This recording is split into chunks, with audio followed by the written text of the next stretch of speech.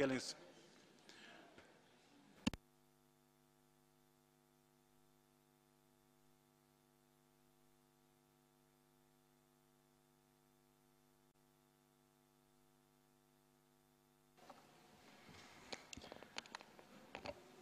Саламатсыздар ба, урматтуу депутаттар, урматтуу Талант Нурматович, урматтуу Алмаз Акунжанович, урматтуу депутаттар, жаңы иш күнүңүздөр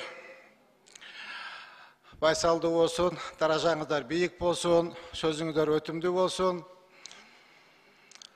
башыңыздардан бак дөөлөт эч качан кетпесин. Урматтуу депутаттар, bundan 4-5 gün murda Kırgız el batırı Kamçıbek Taşiyev'ke Kırgız el batırı degen nam tuura emes berildi dep Azimbek Meknazarov jala жаап чыкты. Урматтуу Азимбек аке, сиздин ким экениңизди эл абдан жакшы билет. Siz sarsağına bolup kıcırat bolboңuz, içiniz küybösün. Kara niyetlik, kara sanataylıktında çegi olot. Kamçıbek Taşiyev'ke Kırgız el batırı dep, el eçağ ele 12 жылмарда berip koygan.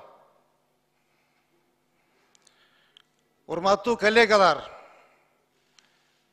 ушул жерде 2010 жылкы июнь окуясында катышкан көптөгөн биздин депутаттар отурат. Баарын биз билебиз, кандай болгонун, ким качып кеткенин, ким эл менен бирге жүргөнүн биз билебиз. 2010 жылкы июнь окуясы боюнча Бекназаров Азимбек, Исмайыл Исаков түздөн түз күнөөлүү. Түздөн түз күнөөлүү. Анткени Вактылы өкмөттүн мүчөсү, вактылы өкмөттүн орун басары, күч түзүмдөрүн жетектеп турган Азимбек Мекназаров, коргоо министри Ош, Жалал Абад, Баткен областында өкүлү болуп турган Исмайыл Исаков. Урматтуу коллегалар, бул жерде убактылуу өкмөттүн мүчөлөрү, ошонун ичинде Азимбек Мекназаров, Исмайыл Исаков, булар чыккынчылар, саткындар керек болсо. Булар элди, тынч жаткан элди, кылымдар бою жашап келген элди, кыргыз менен өзбек элин бири-бирине тукуруп, уруш чыгарышты. Жаңжал чыгарышты. Бул деген, булардын эң гана бир максаты Бакиевдин бийлигин биротоло жок кылып, Бакиевди талкалап, анын бийлигин тоноп алып, жок кылыш керек болчу. Мына булардын ою ушундай болгон. Мына ошол жерде отурган депутаттар бардыгы билет. Андан башка, урматтуу коллегалар, Азимбек Бекназаров айтты, Камчыбек Ташиев качып кетти деп. Мына эл турат, журт турат. Эгер эркек болсо, элдин алдына барсын, элди топтоп берели. Ким эл менен жүрдү, ким качып кетти. Мен ошол жерде чындыкты айтпасам болбойт, урматтуу депутаттар. Ошол жерде мен башынан баштап, этегине чейин чогуу жүрдүм. Бекназаровду бир жолу көрдүм. Эки кара түстөгү жол тандабаста автоматчиктер менен, охранасы менен келип, уудун этегирээк жагында биз менен жолукту. Ошондо Камчыбек Ташиев бар болчу, Талант Нурматович бар болчу. Эгер калп айтсам, ошол жерден бир көрдүк, качып кетти. Башка биз ал кишини көргөн жокпуз. Чындыкты айтыш керек. Ошол жерде Жалал Абад областы боюнча комендант болуп турган Кубат Байболов, анын түсүн да көргөн жокпуз. Биз мына Кадыжан Батыровдун университетине эл чогулуп турганда, университетті атқылай баштағанда Азимбек Бектазаров, Исмаил Исақов, Байболовтар Қаралма деген курортты қой жеп, арақ жеп жатышқан. Анан ел көбейіп, Қадыржан Батыров чалғандан кейін ал жетіп келіп, Қадыржанды қашырған. Бирок Қадыржанды дағы бұлар пайдаланып, кейін сатып жіберішті.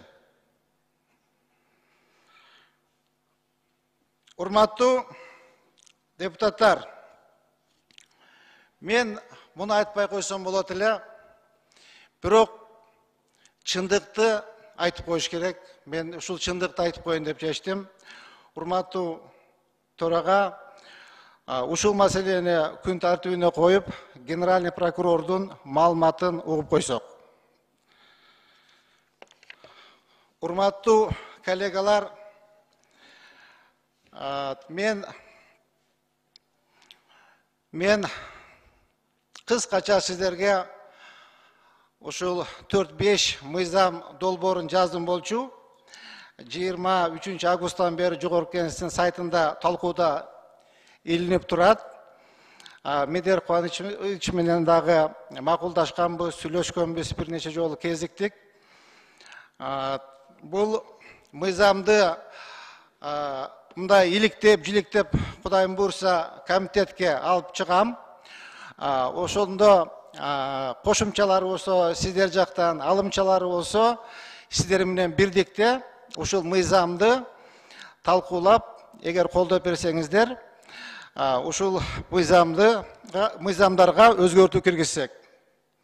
Бул төмөндөгү мыйзам. Урматтуу коллегалар, Кыргыз Республикасынын президентинин ишмердигинин кепилдиктери жана Кыргыз Республикасынын экс-президентинин статусу жөнүндө мыйзамына өзгөртүүлөрдү киргизүү тууралуу. Мыйзам долбоорун иштеп чыгуу себептери. Урматтуу коллегалар, бизде мамлекетибизде 5 президент башкарып кетти. Аскар Акаев 14 жыл башкарды. Эч кандай өзгөрүү болгон жок. 4 жыл өзү башкарды, 10 жыл аял башкарды. Канча деген мал койлор бар болчу. Канча деген жылкы бар болчу. Канча деген сарайлар бар болчу. Канча деген автобаза, канча деген имараттар бар болчу. Бардығын приватизация кылып, жок кылды. Мына ошонун кесепетинен шаарлардагы Кыргызстандын бардык булуң бурчундагы майлуу жерлерди, көп гектарлаган жерлерди 4-5 байлар сатып алды. Андан кийин, урматтуу депутаттар, Бакиев башкарды Кыргызстанды 5 жыл. Эчтеме өзгөрүлгөн жок. 1 жыл өзү башкарды, 4 жыл баласы башкарды Максим. Миллиондогон акчаларды алып чыгып кетти. Мына ошо элдин акысын жеп, азыр чет жакта жашап жүрөт. Андан кийин Сооронбай Жээнбеков башкарды 3 жыл. Эмне өзгөрүү болду? Эч кандай өзгөрүү болгон жок. 1 жыл өзү башкарды. 2-3 жылы Асылбек башкарды. Райым миллион башкарды. Эмне болду? Эч кандай өзгөрүү болгон жок. Сооронбай Жээнбековдун мен бир гана жасаган ишин билем. Бул хан тактысына отургузуп койгон досун, кучакташкан досун алып келип камады. Көзгө көрүнө турган жумушу ушул болду.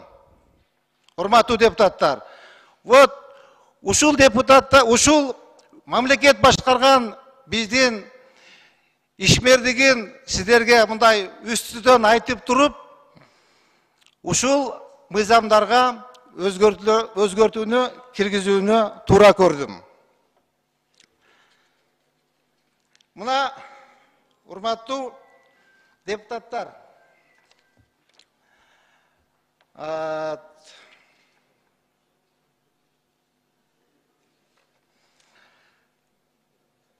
мурдагы экс-президенттерди өмүр бою күзөт менен толук өлчөмдө камсыз болгон. Мамлекеттик үйлөрдү өмүр бою пайдаланууга берилген. экс-президент өкмөттүк байланыштын башка түрлөрүн акысыз пайдаланган. Экс-президенттин мыйзамда белгиленген пенсия курамына чейин 75% өлчөмдө алган. А пенсияга чыккандан кийин ошол алган майнасынын 75%-ын алган. Ошондуктан, урматтуу коллегалар, экс-президентке мамлекеттик дачалар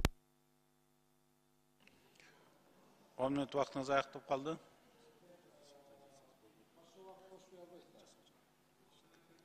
Эгер сурасаңыз дагы вакыт доошко коем. 5 минут вакыт сурап атат, доошко коем, доош бериңиздер.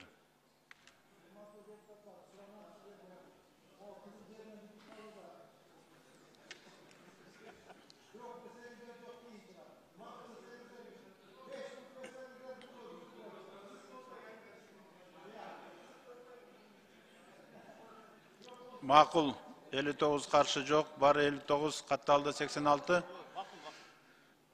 5 минут вакыт.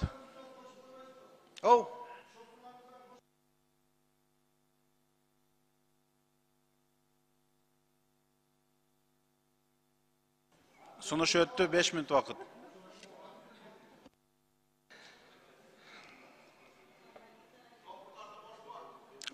Ооба, эң туура, шопурда. Шопурда бар.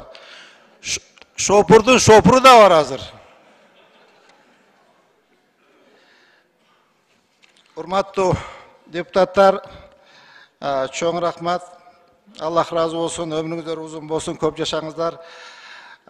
Мен сиздер менен сыймыктанам, мынакей мен айтканымды жок дебей 5 минут кош бериңиздер.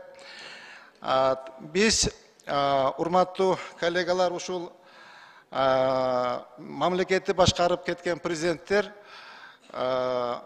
биздин мамлекетибизди биротоло мындай өнүктүрүп жиберген жок да. Допустим, Грузияга окшоп, Азербайжанга окшоп, Өзбекстанга окшоп, Казакстанга окшоп мындай өнүктүрүп жиберген жок. Мен ошон үчүн ушул мыйзамды өзгөртүүлөрдү киргизип сунуштап жатам. Анткени бул мамлекет башчыларына, бывший президенттерге эч кандай мындай привилегиялардын кереги жок. Эмне кылган жумушуна булар өмүр бою мамлекеттик дачада жашаш керек. Эмне үчүн өмүр бою күзөт болуш керек. Мынакей өнүккөн мамлекеттерде, урматтуу коллегалар, Турцияда президенттик такты өткөрүп бергенден кийин пенсия гана алат экен.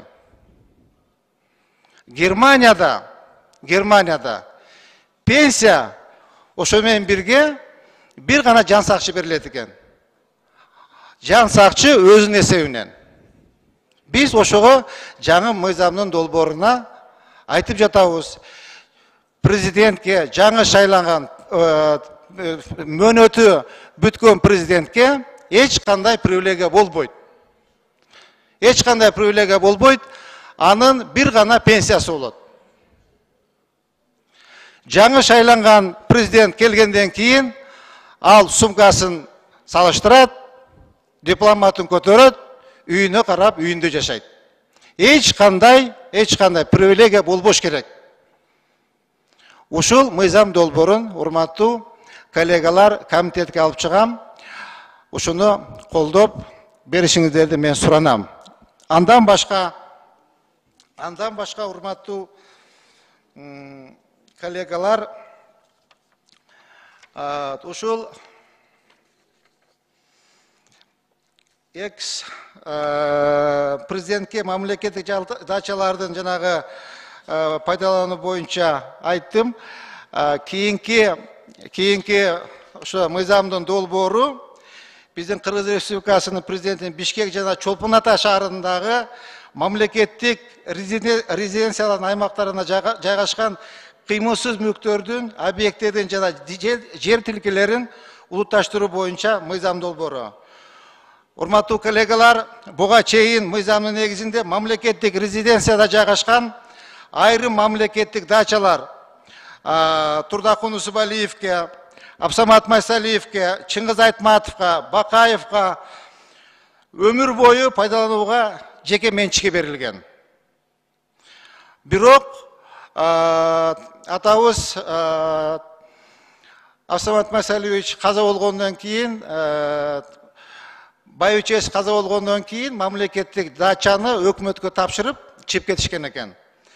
Азыркы убакта Усубалиевдин, Айтматовдун, Бакаевдин жана Мамакеевдин дачалары бар экен. Бул өмүр бою пайдаланууга берилип, кийин менчикке өтүп кетиптир да. Ушул маселелерди бардыгын улутташтырып, өкмөттүн баласын өткөрүш керек. Ошондой эле номер 2 Чолпон Ата шаарындагы мамлекеттик резиденциянын аймагында жеке менчик укугунда 2 мамлекеттик дача бар экен. Ал Усубалиевдин, анан Козубаева Абсамат Майсалиевичтин жубайында экен. Бирок ушул 2 мамлекеттик дачаны дагы улутташтырып, өкмөткө өткөрүү сунуштап жатабыз. Урматтуу коллегалар, Мореке эме боюнча Мамакеевдин сатып алуусу боюнча, бул Чыңгыз Төрөкулович Айтматовдун баласы 2011-жылы 25 февралда сатып алуу келишиминин негизинде ошо мамлекеттик дачасын бир бөлүгүн ошол Мамакеев аксакалга саткан экен. Азыр бундагы керектүү документтерди даярдап атабыз. Өкмөткө Акылбек Үсөнбекович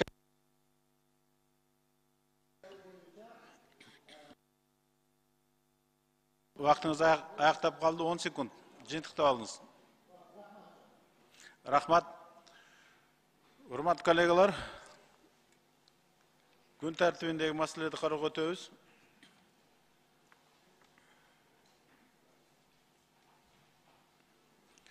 Процедурный 6 микрофон. Чоң рахмат, урматтуу төрага, процедурный. Урматтуу төрага, азыр баяндамада Жеңиш агабыз аябай жакшы чындыкты айтып кетти. Жеңиш аганын ушул чындыкты сүйлөгөн жерлерин биз аябай сыйлайбыз да. Өзү деңиз бөлтүрүк, возомнил себе ханом деп бир ай мурун айттыңыз эле, ошол бүгүн чыгып атат да. Ушундай айтып туруңуз, мыйзамдар жазып туруңуз. Бирок мына башкаруудагы адамдардын атын айтканда адилеттүү мамиле жасалыш керек. Мына убактылуу өкмөт дедиңиз, Акаевден баштап эсептеп бердиңиз, ал өзүңүздүн депутаттык укугуңуз. Баласы башкарды, аялы башкарды, биз кыргыз эли баа беребиз.